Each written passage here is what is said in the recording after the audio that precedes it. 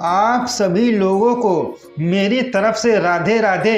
हमारे देश में अनेक देवी देवताओं के मंदिर हैं और उनकी अनेक कहानियाँ। आज हम वृंदावन के निधि वन में आ चुके हैं। आखिर क्यों आते हैं भक्त यहाँ राधा रानी के दर्शन करने? क्या उन्हें भगवान के यहाँ होने के प्रमाण मिलते हैं?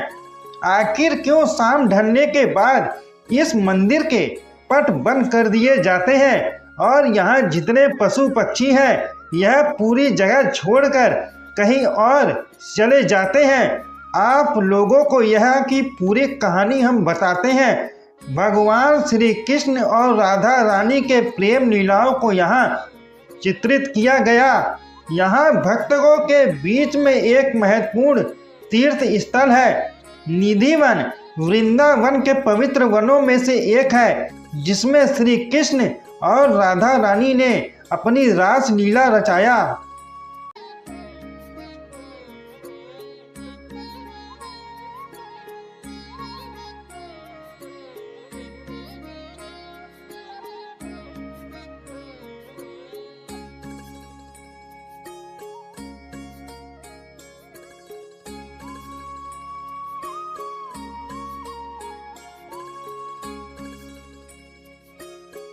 मथुरा के वृंदावन में मौजूद निधि वन एक रहस्यमयी वन है।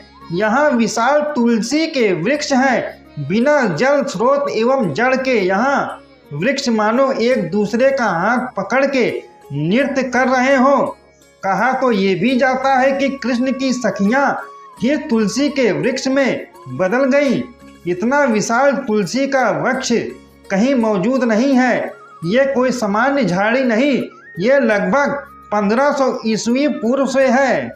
इसी रंग महल में भगवान श्री कृष्ण और राधा रानी के श्रृंगार के लिए सामान रखा जाता है और सुबह जब दरवाज़ा खोल के देखा जाता है तो श्रृंगार का सामान इस्तेमाल किया हुआ मिलता है। बिस्तर पर बिछाई गई चादर जैसे इसमें कोई आराम करके गया हो।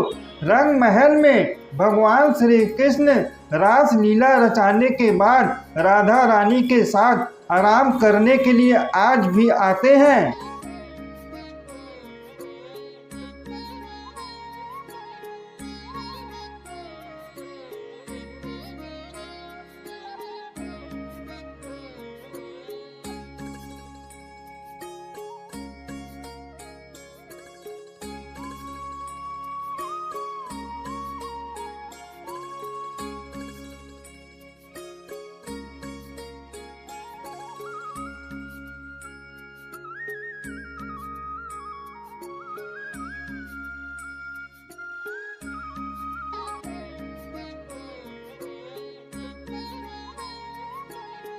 यह सभी समाधि उन्हीं लोगों की बनी हुई है जो यहाँ चुपके से रात में रुके और फिर हमेशा के लिए यहीं रुके रह गए।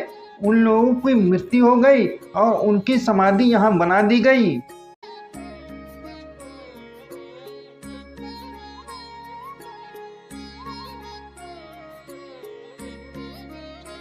वृंदावन के गोपेश्वर महादेव के मंदिर में शिव गोपी के रूप में विराजमान है। यह विश्व का एकमात्र ऐसा मंदिर है जहां महादेव महिला की तरह श्रृंगार किया जाता है। जब भगवान शिव ने गोपी का रूप धारण करके महारास में हिस्सा लिया तो भगवान श्री कृष्ण ने उन्हें पहचान लिया। महारास के खत्म होने के बाद भगवान श्री कृष्ण ने राधा रानी के साथ मिलकर महादेव के गोपी रूप में उनकी पूजा की। उनसे इस रूप में ब्रज में ठहरने का आग्रह किया। महादेव ने अपने आराध्य के स्वीकार कर लिया।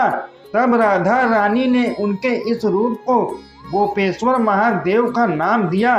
तब से आज तक महादेव का ये रूप वृंदावन में विराजमान है और इस मंदिर को श्री कृष्ण ने स्थापित किया। कहा जाता है कि भगवान श्री कृष्ण ने यहाँ 16,108 गोपियों के साथ रास लीला किया। ऐसी मान्यता है कि आज भी भगवान श्री कृष्ण और राधा रानी सहित गोपियों के साथ रास लीला करने आते हैं। कहा जाता है कि जो भी इस महारस को देख लेता है वह जीवित नहीं रहता। निधि वन के बारे में कुछ मान्यताएं हैं जो अतीत की कहानियां हैं। निधि वन में रात होते ही यहाँ आसपास के लोग अपनी घर की खिड़कियां दरवाजे बंद कर लेते हैं और बताते हैं कि रात 12 बजे के बाद किसी पायल और किसी के नृत्य करने की आवाज़ आज भी आती है। ये वो रहस्यमयी जगह है जहाँ एक दूसरे से लिपटे पेड़ रात में नृत्य करने लगते हैं और जो भी इसको देख लेता है वह कुछ कहने के लायक नहीं रहता। कुछ लोग तो पागल हो गए और कुछ लोगों की मृत्यु हो गई। उनकी समाधि यहाँ बनाई गई है। शायद उन्होंने भगवान के साक्षात दर्शन कर लिए और अपने प्राण त्याग दिए। मंदिर दर्शन करने के बाद आप यहाँ के बाजार घूमना ना भूलिएगा। आपको भगवान के सुंदर सुंदर वस्त्र, मालाएं, घर की पूजा की सभी सामग्री मंदिर के बाहर मिल जाएगी। मंदिर के पीछे यमुना नदी बहती है जो उत्तर दिशा से पूर्व दिशा की ओर घूमकर दक्षिण दिशा की ओर निकल जाती है। वृंदावन की उत्तर दिशा में यमुना नदी के बहने से वृंदावन प्रसिद्ध है।